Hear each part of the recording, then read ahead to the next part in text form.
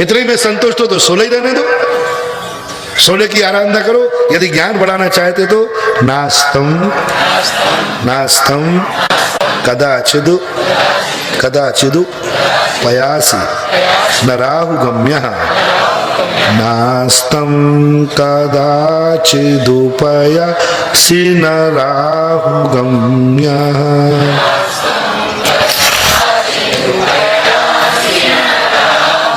स्पष्टी करोषि करोषि षटकोण वाला सा है करोषि सहसा सहसा युगपद जगंती युगपद जगंती स्पष्टी करोषि सहसा युगपद जगंती।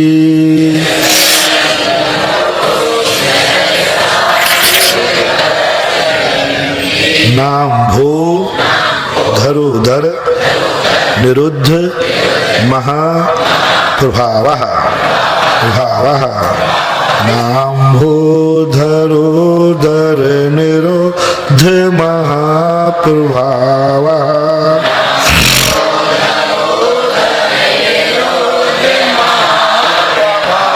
सूर्यातिशायी सूर्यातिशायी महिमास मुनीन्द्र लोके सूर्यातिशायी महिमा से मुनीन्द्र लोके।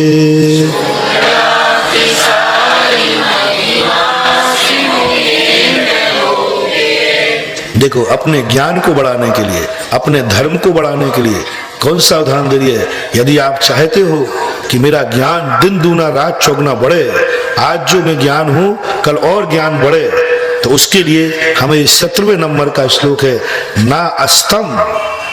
पहले तो ढूंढे संबोधन मुनीन्द्र, हे मुनीन्द्र आप कैसे हैं लोक में, हे मुनीन्द्र लोके आप लोक में। मुनीन्द्र यानी मुनियों के स्वामी, मुनियों के इंद्र, मुनियों के महान कौन है, साधुओं से बड़ा कौन है, अरहंत भगवान।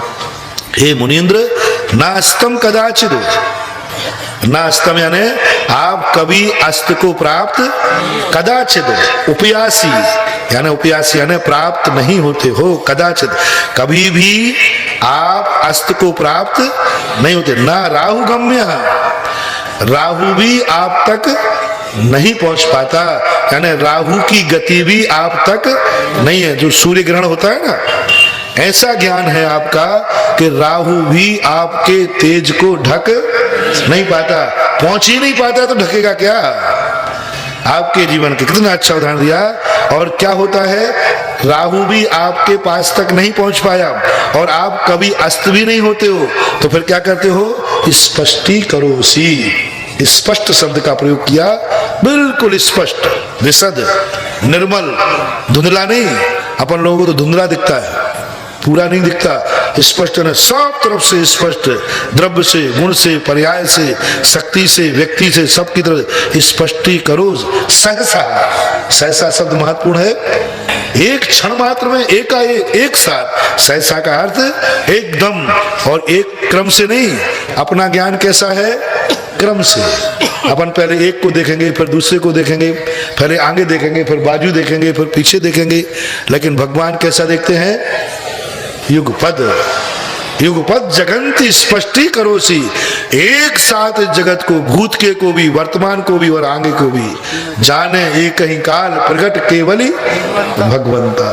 तीनों काल की त्रिकाल पर्यायों को एक साथ ऐसे जानते हैं, हस्ता मलक वत, हाथ पे रखे हुए आंवले के समान भगवान सारे तीन लोग को जानते हैं। तीन लोग उनके ज्ञान में कैसे झलकता है, जैसे आकाश में एक तारा टिमटिमाता है, ऐसा झलकता है। हाथ पे रखे हुए आंवले का उदाहरण दिया पूज्यवर अमृत चंद्र सूरी महाराज ने। आंवला कितना, हाथ इतना बड़ा है और वो कैसा है, आंवला छोटा है, सामने दिखता है। ऐसे भगवान के केवल ज्ञान में सब झलकता है। कोई भी चीज दुनिया में व्यक्ति कहीं से छुप जाए, कहीं से बच जाए, लेकिन केवल ज्ञानी से नहीं बच सकता। अतीत में क्या क्या हुआ, उनके पास सब ज्ञान में रिकॉर्ड है। अब यहाँ कई लोग भ्रम में पड़ जाते हैं और नियतवाद का आलम्बन लेकर के और स्वच्छंदाचारी बन जाते हैं। जो जो भगवान ने देखी है, क्या कहते हैं, जो जो देखी वीतराग ने सो सो होती, वीरारे अनहोनी कभू न होती, काये होत अधिराग राय। और मैं पूछता हूं, क्या क्या देखी वीतराग ने, तू क्या जाने कीड़ा रे? कीड़ा कीड़ा कीड़ा कीड़ा। भगवान ने क्या क्या देखा है, तू क्या जाने कीड़ा? भगवान ने क्या जाना है ये हमें पता नहीं है, लेकिन भगवान ने क्या कहा है वो मुझे। भगवान के जानने से हमारा कल्याण नहीं होगा। भगवान ने क्या कहा है? भगवान ने कहा देख के चलो। तो भगवान हम देख के चले वो तो ठीक है, आपने क्या जाना ये बताओ, वो जीव मरेगा कि ये बचेगा? उस जीव को मैं मारूंगा या बचाऊंगा ये बताओ, आपने क्या देखा है? यदि मारूंगा तो फिर देख के क्यों चलूं, और बचाऊंगा तो भी देख के क्यों चलूं? क्योंकि आपको मालूम है मेरा पैर भी पड़ जाएगा तो जीव मरने वाला। जब आपने देख लिया है कि ये बचेगा तो मैं देख के क्यों चलूं, वो तो बचेगा ही। और जब आपने देख लिया कि ये मरेगा तो देख के क्यों चलूं, वो तो मरेगा। क्यों देख के चलूं? और सही बात है, भगवान ने देखा होगा वही तो होगा। भगवान कहते हैं ज्यादा बहस मत कर, मैंने क्या देखा है इसको बात छोड़ दे, मैं जो कह रहा हूं वो कर, देख के चलना, जीभ पर पैर नहीं रखना। भगवान का आदेश क्या है? देख के चलना। अब जीव मरेगा कि जिएगा? भगवान ने क्या देखा? ये जीव बहुत खतरनाक है। एक भक्त है जो गाड़ी पे, देखो कितना श्रद्धालु है, हम तो ये जानते भगवान ने जो देखा है वो होगा, अपन तो कट्टर भक्त भगवान के। ऐसे ही एक महाराज का भक्त था, बहुत विश्वास था, बोले महाराज के आशीर्वाद में बहुत चमत्कार है, कुछ गड़बड़ होने का सवाल ही नहीं उठता। शिखर जी जाना था, बोले महाराज जी आशीर्वाद दो, सकुशल यात्रा हो जाए, आशीर्वाद दे। अब वो गाड़ी में बैठ करके और पैर पे से ब्रेक पे से पैर हटाया और सो गया। गाड़ी स्टार्ट, लोगों ने क्या कर रहे हो, क्या कर रहे हो सूरज? बोले तुम लोगों को महाराज पर विश्वास नहीं और मुझे भी बना रहे हो? मेरा महाराज पर विश्वास है, उनके आशीर्वाद पर कुछ भी नहीं होगा। और गाड़ी स्टार्ट कर दी, सो गया। बोलो कितना बड़ा श्रद्धालु है। बोले कुछ नहीं हो सकता, मुझे मालूम है महाराज का आशीर्वाद लेके आया हूं, तुम लोगों को महाराज के आशीर्वाद पर संदेह है। और आगे जाकर एक्सीडेंट हो गया। भैया ये क्या हो गया? बोले क्या हो गया? मैं तो महाराज को पता नहीं क्या समझता था, महाराज झूठा पाखंडी, कुछ भी चमत्कार नहीं है। अब देखो कितना अनर्थ हो गया। भगवान करे ऐसे श्रद्धालुओं से भगवान बचाए। ये मरेंगे, स्वयं मरेंगे और साधु को भी बदनाम। दूसरा भक्त था, उसने महाराज से आशीर्वाद लिया, महाराज शिखर जी जा रहा हूं, सबके सामने लिया। और ड्राइवर से, ड्राइवर साहब ध्यान रखना, गड़बड़ नहीं होना चाहिए, रास्ते में पंचर भी नहीं होना चाहिए। बोले क्यों? बोले आज महाराज के आशीर्वाद का सवाल है, महाराज की इज्जत का सवाल है, सबके सामने लाया हूं, यदि कुछ गड़बड़ हो गया तो दुनिया का विश्वास मेरे गुरु पर से उठ जाएगा। इसलिए आज सावधानी रखना ड्राइवर साहब, एक मिनट भी मत सोना, कुछ मत होने देना। मुझे कोई डर नहीं है, डर है हमारे गुरु के आशीर्वाद का। यदि कुछ हो गया तो सारी दुनिया कहेगी क्या आशीर्वाद लेके गए। सावधान रहना, जिससे दुनिया से मैं शिखर जी में जाके कहूं कैसे सकुशल आ गए? बोले सब गुरु का आशीर्वाद था इसलिए आ गए। बोलो गुरु के आशीर्वाद से आया है कि ड्राइवर की सावधानी से आया है? भगवान करे संसार में ऐसे सारे भक्त मेरे बन जाए। तुम कौन से भक्त हो? भक्त तो हो, पहले नंबर वाले हो। तो तुम मरोगे तो मरोगे है? ऐसे ही कई लोगों ने भगवान की वीतरागता, जो कोई देखी वीतराग ने सो सो होती वीरारे। लेकिन ध्यान रखना, वे ये कार्य मां धर्म क्षेत्र में लगाते हैं। क्यों भाई चाणक्य क्यों नहीं हो? महाराज अभी हमारी भगवान ने नहीं देखा है। कल एक चर्चा कर रहे थे, एक व्यक्ति थे ऐसे ही, जो भगवान ने जिस समय जैसा होना है वैसे ही होगा। तो उनसे कहा भाई बच्चे को कहो कि वो थोड़ा मंदिर जाया करे। बोले अपन कुछ नहीं कहते, उसकी होनहार होगी तो भगवान ने देखा होगा तो जाएगा, नहीं देखा होगा तो नहीं जाएगा। मैं क्यों किसी की कर्तृत्ववादी, मैं कर्तृत्ववादी नहीं होता। उन्हीं से पूछा भैया जब स्कूल में नाम लिखाने की बारी आई, दुकान पे भेजने की बारी आई, उस समय कह दो मैं स्कूल नहीं भेजता हूँ, भगवान ने देखा होगा तो ससुरा चला जाएगा, नहीं देखा होगा तो वहां तो कैसे प्रसाद करते हो, डांट के, फटकार के, लोभ देकर पूरी ताकत लगा देते हैं बच्चे को स्कूल भेजने में, और मंदिर भेजने में कहते हैं भगवान ने देखा होगा सो। दुकान पर देख लो, पूरी मेहनत लगा देते, दिन रात मेहनत करते हैं। और जब धर्म क्षेत्र की बात आती है तो कहते हैं जो जो देखी वीतरागना। दुकान पे कहो ना आज हो जाए अपन सबकी, देखें आज क्या क्या देखा है भगवान ने। सब लोग शिवनगर को बंद करवा दो, बोलो एक भी व्यक्ति बाहर, मैं भी नहीं जाऊंगा। आज शाम तक देखते हैं भगवान ने क्या क्या देखा है। देखें किस किस के पेट में रोटियां देखेंगे। क्यों? इतने सारे लोगों की सबकी का भूखा मरना देखा है। यदि भगवान ने रोटी देखी होगी तो पेट में रोटी पहुंच जाएगी, और नहीं देखी होगी बेटा तो तुम खाओगे तो भी नहीं मिलेगी। आज अपन प्रैक्टिकल करें, शाम तक देखता हूं क्या होता है, और रात में मैं नहीं खाने दूंगा। देखो तो सही क्या देखा है भगवान ने। यदि भगवान ने देखा होगा तो रोटी मिलेगी कि नहीं, यही अपने आप आ जाएगी। और आई क्या, वो तो अपने आप आएगी, पेट में जाएगी। ध्यान रखना, रोटी तो आएगी नहीं, एम्बुलेंस जरूर आ जाएगी। एम्बुलेंस आ जाएगी। अरे मूर्खानंद भैया, हे ज्ञानानंदियों,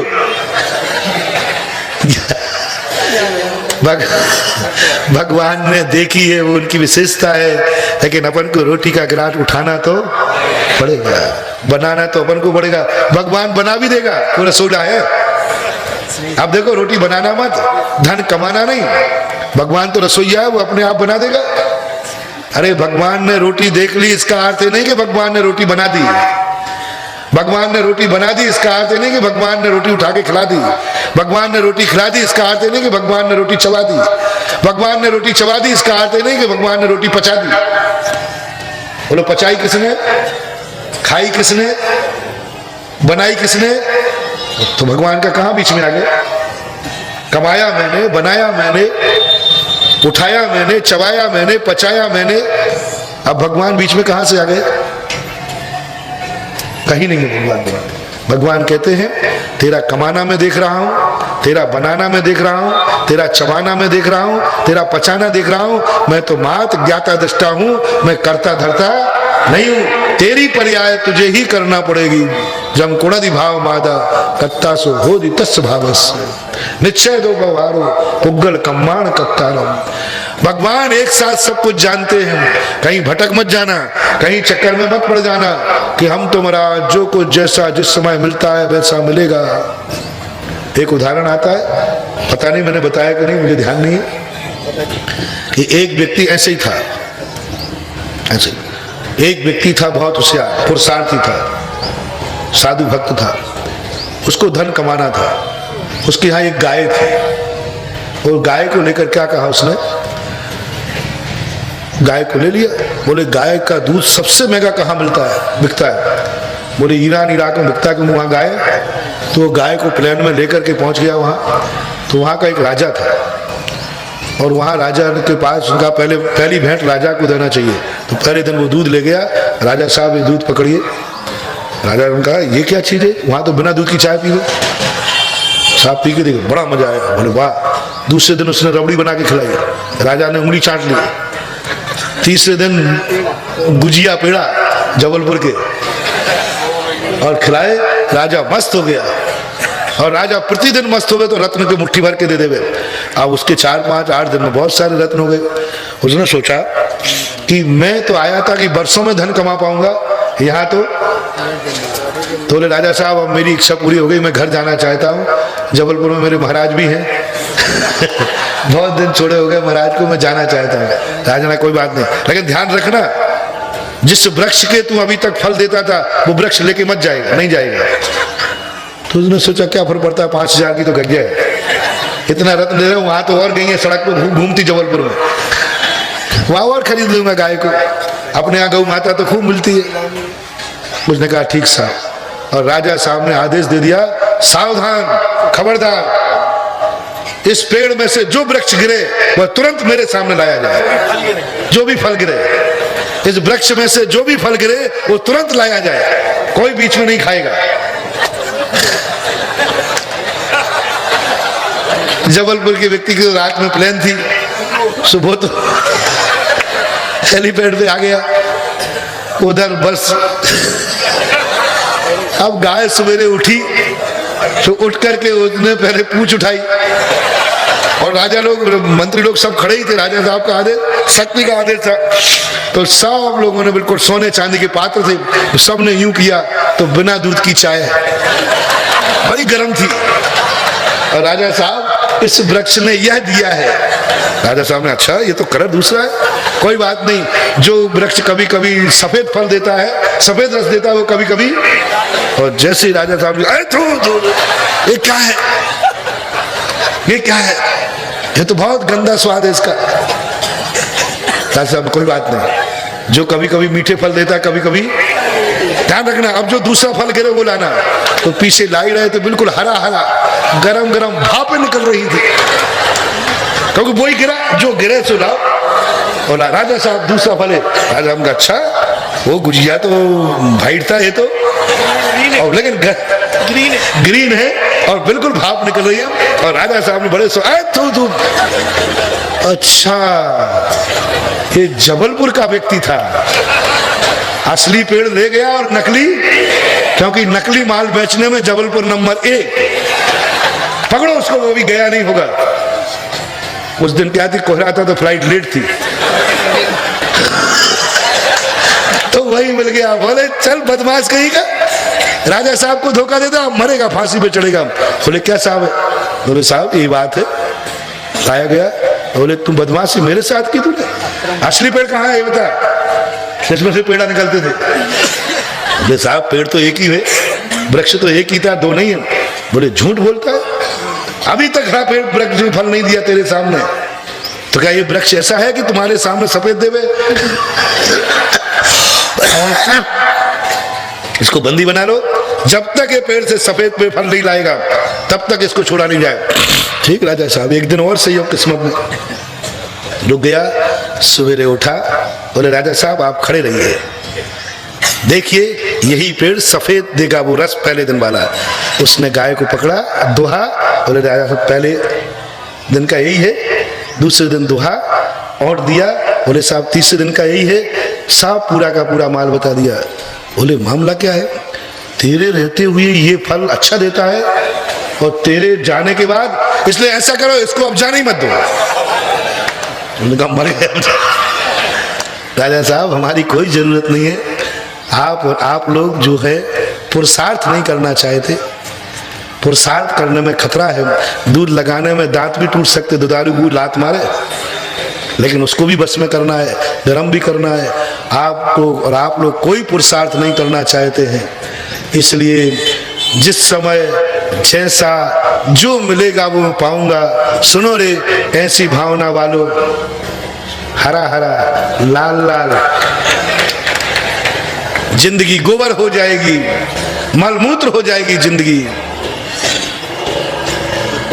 तप कर जो कर्म खिपावे सो ही शिव सुख, पहली करे जो उद्यम करके पहली सबके होए, कछु न सरे काज तेरा, दूजी करे जो उद्यम करके मिटे जगत फेरा।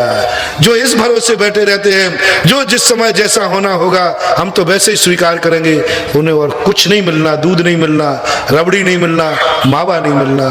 काल लब्धि कछु चीज नहीं, काल लब्धि का इंतजार करने वालों को काल ही आएगा, लब्धि आने वाली।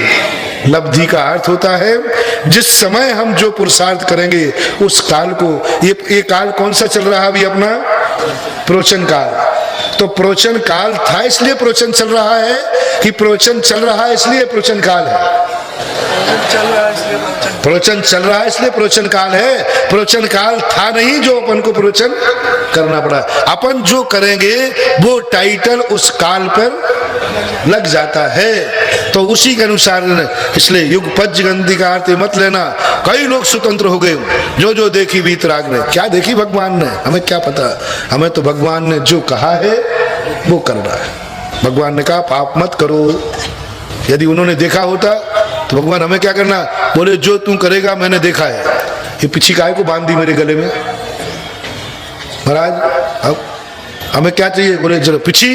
बोले क्या करना है पिछी का? बोले जीवों को बचा। अरे तू बचाएगा? मैंने देखा है कि तेरे से जीव मरेंगे तो लाख पिछी लगा ले तो मरेगा, और नहीं देखा है तो तू कितने ही मारने का प्रयास कर नहीं मरेगा। हमें पिछी की क्या जरूरत थी? हमें चार हाथ देख के चलने की क्या जरूरत थी? हमें क्या जरूरत थी? कोई जरूरत नहीं थी, क्योंकि जो होना है सो ऐसा। एकांतवाद मत लेना। भगवान ने जो जाना है वो प्रमाण है, और भगवान ने जो कहा है वो मेरी क्रिया है। भगवान ने जो जाना है वो श्रद्धा है, और भगवान ने जो कहा है वो हमारी क्रिया है। आचरण किसका करना? भगवान ने जो कहा है। श्रद्धा किसमें रखना? भगवान ने जो जाना है। जाना जो है वो भगवान जाने, करना वो है जो हमें भगवान ने कहा है। स्पष्टी करो सहसा युगपत जगंती। इस जगत को आपने पूर्णता स्पष्ट कर दिया। नाम्भो ना अम्भो धरो धर, उधर धर नम अम्भो। अम्भ यानी पानी, धर यानी धारण करने वाले, उधर यानी पेट में। यानी जो बादल, बादलों का पर्यायवाची है। जल को धारण करने वाले कौन है? बादल, मेघ। ना उन जल से धारण किए हुए बादलों से निरुद्ध महाप्रभावा। आपका जो महाप्रभाव है उन बादलों से भी अवरोधित नहीं होता है। सूर्यातिशाई। देखो सूर्य को तो अपन ने ढकते देखा है कि नहीं? सूर्य को तो ढकते देखा है, लेकिन भगवान आपके केवल ज्ञान को कोई बादल नहीं ढक। सूर्यातिशाई यानी आप सूर्य नहीं है। आप सूर्य नहीं है, क्योंकि सूर्य तो बादलों से ढक जाता है। आप अतिशयकारी सूर्य हैं। अतिशयकारी सूर्य, बहुत बड़ा शब्द दिया। अतिशय किसे बोलते हैं? जो अन्य साधारण निमित्तों से ना हो ऐसी घटना को अतिशय बोलते हैं। तो आप अतिशयकारी सूर्य हैं। महिमासी, ऐसे महान, ऐसे महिमा युक्त अतिशयकारी सूर्य असी यानी हो। हे मुनीन्द्र इस लोक में, सारांश क्या हुआ? हे मुनीन्द्र आप इस लोक में ऐसे अतिशयकारी हो।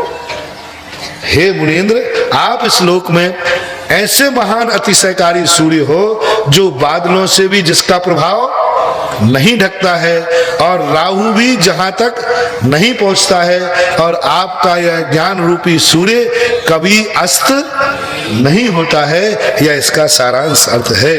तो यदि अपना ज्ञान बढ़ाना है तो आप इसको लिए आप पढ़ने के लिए बैठिए।